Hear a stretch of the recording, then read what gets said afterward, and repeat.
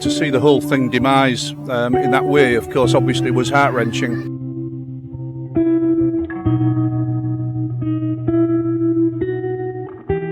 Sorry, I came down. I've never looked back since. I've never missed a game. One of the clubs in Sheffield Wednesday, their most expensive season ticket is £825. Ferriby's is like £175. It's a no-brainer. There's an awful lot of people behind the scenes that football clubs mean the world to. And we just hoped that the club would reform, which it did, and it took off again, as you know. In March 2019, North Ferriby United were wound up after 85 years of history. In its place a month later, North Ferriby Football Club was established. Today we find out why, over the last 4 years, North Ferriby came from North Ferriby United to the history we know today as North Ferriby FC. Over a period of time we've done so well, and we got to the conference in 2016-17, but following that period the club kind of was on a period of decline. So once we get to 2018-19 when the club folded, a very disappointing period, very sad, and we just hoped that the club would reform, which it did, and it took off again, as you know. Incredibly difficult. I don't think people would appreciate having to set up a new company and a new club within a 6-week period, which is what the FA gave us as a target. Obviously, I've been involved in football 44 years and it was certainly my hardest year. It's devastating. I mean, we've always been at the heart of the community since we started back in 2015, and we always try to feel that we represent the community as a radio station, so we're in touch with that. And when something that's been an integral part of the East Yorkshire football setup disappears, it's like losing an arm.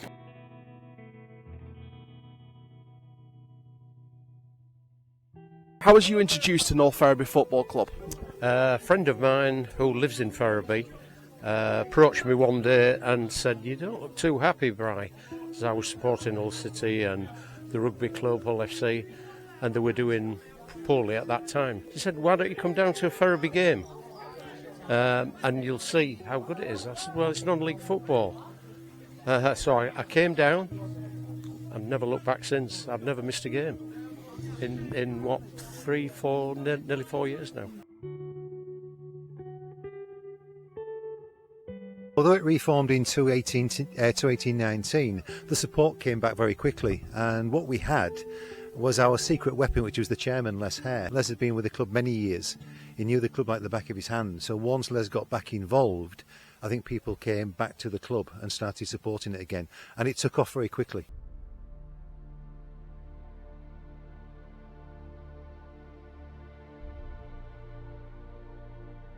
The standard of non-league football surprised me. There's not a lot of really poor teams. Whichever division you're in, there's maybe a couple in one league, but the standard is very high and the quality of the football is extremely good. As we saw last season and the season before, we had to work extremely hard. Finished champions, of course, last season. We had a fantastic run of form. Even when we slipped up in one game near the end of the season, we then went unbeaten, which shows the character of the team. So I think the standard is much higher than people give it credit for.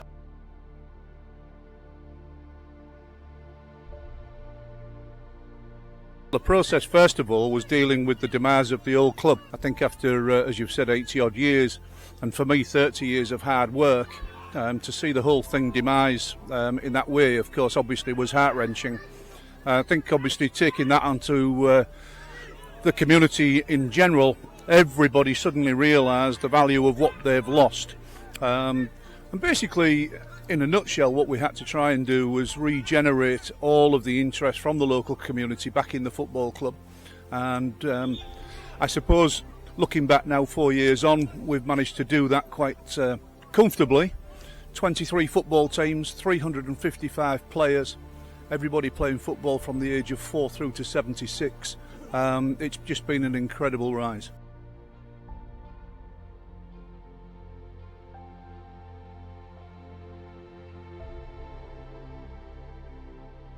I've just come down here, I spent 20 quid, I've got in, I've had a pie, I've had a pint, I've watched some fantastic football.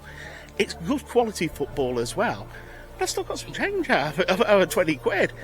Now, 20 quid wouldn't even get you through the door at most league grounds. I mean, even probably at League 2 level, 20 quid, you'd be probably hard pushed to get in to a League 2 ground for 20 quid. And when you look at the situation, I mean, a lot of people don't realise I'm from Sheffield, and they're thinking, well, hang on a minute, why are you supporting North Ferriby? One of the clubs in Sheffield Wednesday, I mean, their most expensive season ticket is 825 quid. Ferriby's is like 175. It's a no-brainer. But the other thing about non-league is, it's where the soul is, it's where the heart and soul of football is. When you think about the oldest club in the world, which is in the same league as Ferriby this season, they are still about because they believed in that spirit of community and ensuring that there was football for everybody. That's how it should be. I think the bigger game, the Premier League, has got a lot to learn from the grassroots game.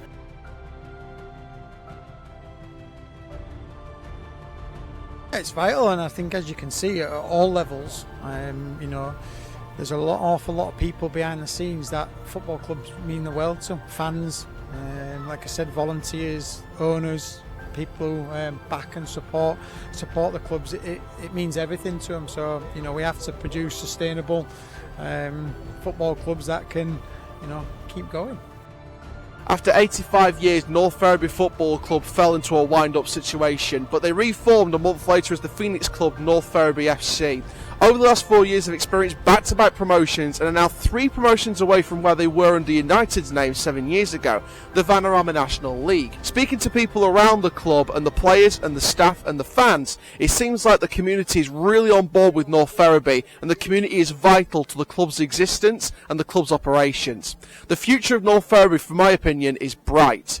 Where it will go in terms of divisions, well, that's anyone's guess. The future is remain to be seen.